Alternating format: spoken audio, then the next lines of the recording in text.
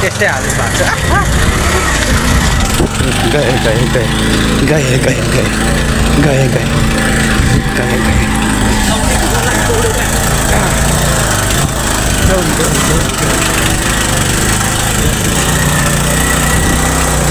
हाम्रो गाउँको हालत यही हो गौतर पछाडि बसेर आउँदैन यहाँ निकै दौडिनु पर्ने रहेछ पछाडिबाट अटो आएर कुनै चिन्ने मान्नेहरू कतिसम्म दौडिनु पर्ने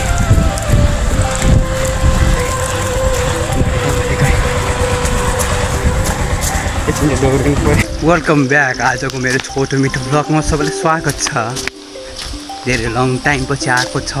मेरो भ्लग रे के गर्नु भर्खर काठमाडौँदेखि आज गाउँतिर झरेको आज हामी सबै परिवार छु म नि दारबाङ गालबाङ उतापट्टिको दारबाङ अनि के बाङ हो के बाङ थाहा छ नि दारबाङ भनेको चाहिँ खै दार भनेको हाम्रो भाषामा भन्यो हाम्रो भाषाको नाम लेखिदिएको दारबाङ भनेर अब बाँकी चाहिँ म भन्दैन म यो बोरा यस्तो समात्यो होइन अनि यसलाई यस्तो सक्दैन यो हातले सक्दैन रहेछ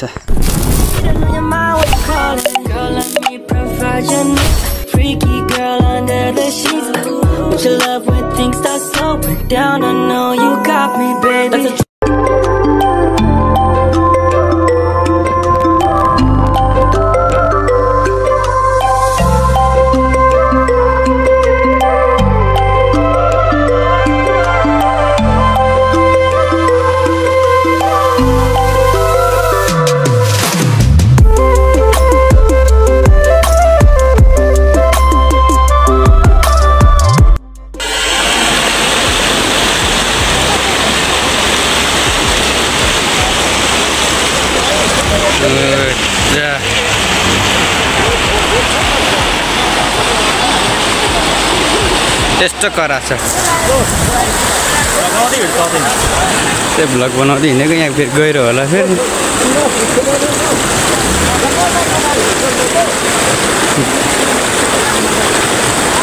अब चाहिँ तर्नु पर्दैन होला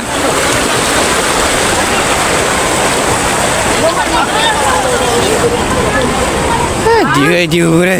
के भन्ने र अब पुरै खसे चाहिँ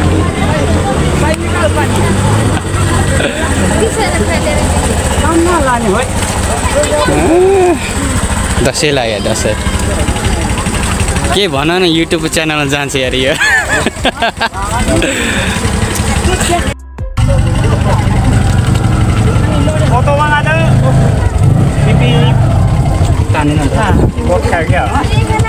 अझै गर्नुपर्छ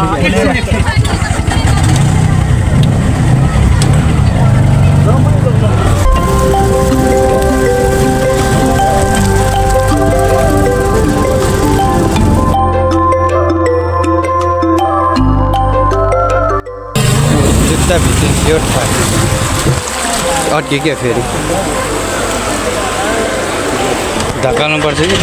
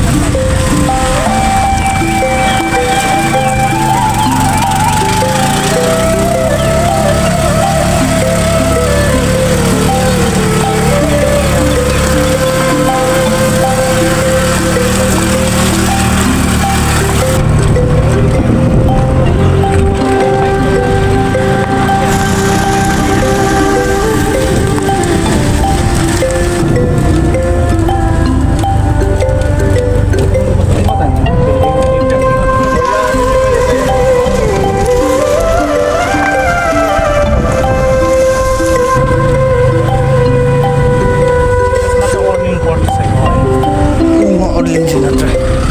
भिन्दै मम्मी पर्दैन पर्दैन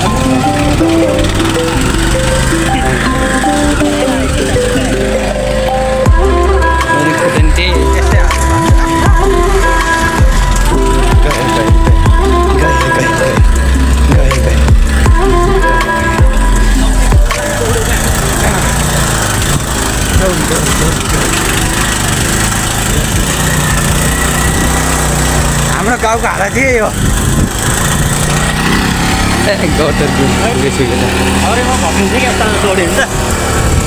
पछाडि बसेर आउँदैन यहाँ निकै दौडिनु पर्ने रहेछ पछाडिबाट अटो आएर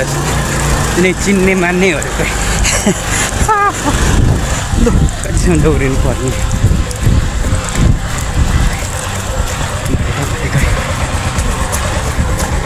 एकछिन दौडिनु पर्यो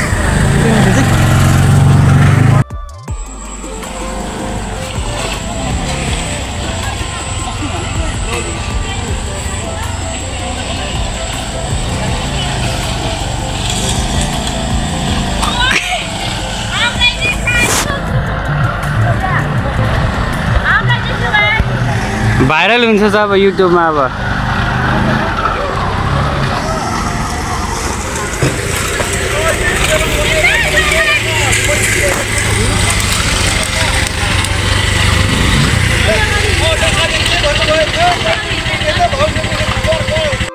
हिँड्नु अनि हिँड्ने ल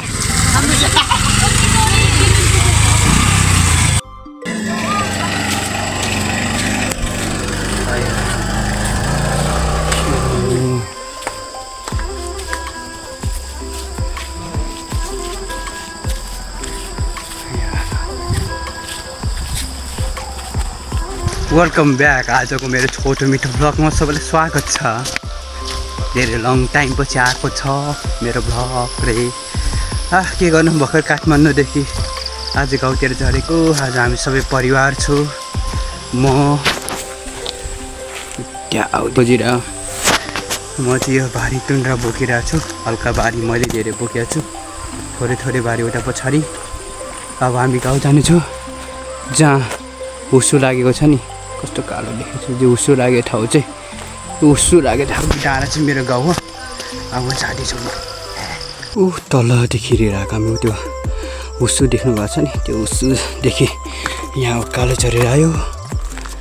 भारी बोक्दैछु म के भारी हो के भारी थाहै छैन यस्तै छ अवस्था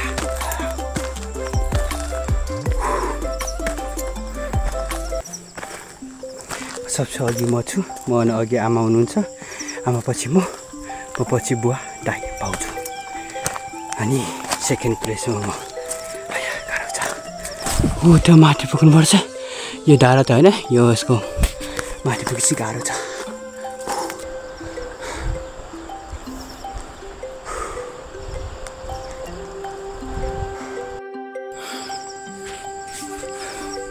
ऊ त्यहाँदेखि हिँडेर आएको बल्ल पुग्यो घर चाहिँ पुगेको छैन होइन अहिले भर्खर पिच्छा बाटो पुगेको छु यो डाँडा चढ्नुपर्छ होइन ऊ त्यो यो पोल चाहिँ होइन अलि माथिको त्यो मैले मेरो औलो सिधाको पोलमा चाहिँ कट्यो भने चाहिँ बल्ल चामन्ती गाउँ पुग्छ चामन्ती गाउँ प्रवेश निकै गाह्रो छ यो भारी अनि भारी मेरो लुगा ब्याग झोला चाहिँ आमाले बोकेर लाउनु भइसकेको छ उहाँलाई चाहिँ हल्का दिएको मैले नि भारी बुवाको भारी यो आमाको भारी हो बुवाको भारी मैले बोक्यो आमाको भारी मैले बोक्यो अहिले म भर्खर बिसाएको के निकै सास स्याहाँ भयो गाह्रो भयो होइन अब दाइहरू चाहिँ यहाँदेखि आउँदै हुनुहुन्छ दाइ बुवा चाहिँ यहाँदेखि आउँदै हुनुहुन्छ आमा चाहिँ घरमा अलि चारो पुग्नुपर्छ आमा चाहिँ अघि जानु भइसकेको छ म चाहिँ बिचमा बसिरहेको छु म चाहिँ यो बाटो आएको किनकि यो उकालो बाटो यो निकै ठाडो छ कि अलि उकालो चढ्न निकै गाह्रो छ यो चाहिँ रोते रोड हो अलि यो के भन्छ डोजर नआएको कारणले गर्दा बर्खाको कारणले गर्दा यो झार उमेर रोड जस्तो नदेखा तर यो रोते हो हाम्रो गाउँ जाने रोड हो यो गाडी नचलेको कारणले गर्दा र बर्खाको कारणले गर्दा यो घाँस उम्रेर रोड जस्तो देखाएको छैन पुरै गुज्रेको घुस्रेको मुस्रेको ठोस्रेको होस्रेको के हो थाहा छैन हैन बुझ्नु होला यति भनेपछि बुझिहाल्छ बाटो राम्रो छैन त्यही भएर यो उकालो बाटो यो ठाडो बाटो आइड्या अलि यो सर्टकट छ यो सर्टकट पनि छ धेरै उकालो पनि छ त्यही भएर यो बाटोमा हिँडेर आइड्या निकै गाह्रो पनि भयो पसिना निकै नालो खालो भयो घरसम्म पुग्दाखेरि त के हुन्छ भने भन्न छ नि त घर त जसरी पुग्छु म अब चाहिँ दाइ भाउजू बुवा आएको चाहिँ हेरेर कुरेर बसिरहेको छु म उहाँ आउने बित्तिकै चाहिँ म हिँडिहाल्छु अहिले 5:40 भइसकेको छ मेरो गाडीमा चाहिँ हैन 5:40 भइसकेको छ बुवा र दाइ भाउजूलाई चाहिँ म 5-6 बजीसम्म कुर्छु अहिलेसम्म उहाँहरू अहिले पनि आउनु भएन भने चाहिँ म हिँड्छु घर पुग्छु बिसाउँछु त्यस्तै अब घर पछि के गर्नु छ र अब गाउँघरमा के नै हुन्छ हैन सबैलाई थाहा छ त्यसो कस्तो हुन्छ गाउँघरमा बाख्राहरू त्यही वन जङ्गल ए साथीभाइहरू आफ्नो छिमेकीहरू त्यही त अनि अब तलदेखि उसो आउँदैछ पुरै यस्तो भ्यू देखिन्छ गाउँ चाहिँ खासै राम्रो छैन तर नि रमाइलो छ भनौँ न मान्छे कम छ तर गाउँ रमाइलो छ हाम्रो चाहिँ चामन्ती गाउँ भने चाहिँ भिडियो अपलोड गर्छु चाँडै हेर्नु होला है सब लाइक कमेन्ट सब्सक्राइब सेयर गरिदिनु होला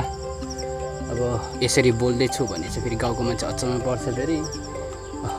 बाउलाई चाहिँ क्या जङ्गलमा एक्लै एक्लै बोलिरहेछ भन्दा फेरि त्यस्तै छ के गर्नु अब भनी म उहाँहरूलाई बुवा र दाइलाई चाहिँ म ठ्याक्कै 6 बजीसम्म कुर्छु 6 बजीसम्म आइन भने चाहिँ म हिँडेँ बिसाउँसम्म बिसाइसक्यो धेरै बिसाउँदैन बिसाएर धेरै हिँड्ने बानी गऱ्यो भने त्यस्तै बानी बस्छ एकछिन बिसाउने सरर हिँड्ने अब चाहिँ म हिँडेँ धेरै टाइम भयो बसेको पनि धेरै बस्नुहुन्न धेरै बस्यो भने चाहिँ गाह्रो हुन्छ क्या बानी पर्छ धेरै बिसाइ हिँड्यो भने अब अझै अलिकति बाटो छ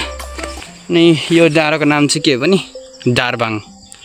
गालबाङ उतापट्टिको दारबाङ अनि के बाङ हो के बाङ थाहा छैन दारबाङ भनेको चाहिँ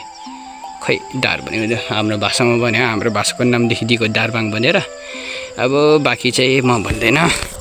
म यो बोरा यस्तो समात्यो होइन अनि यसलाई यस्तो सक्दैन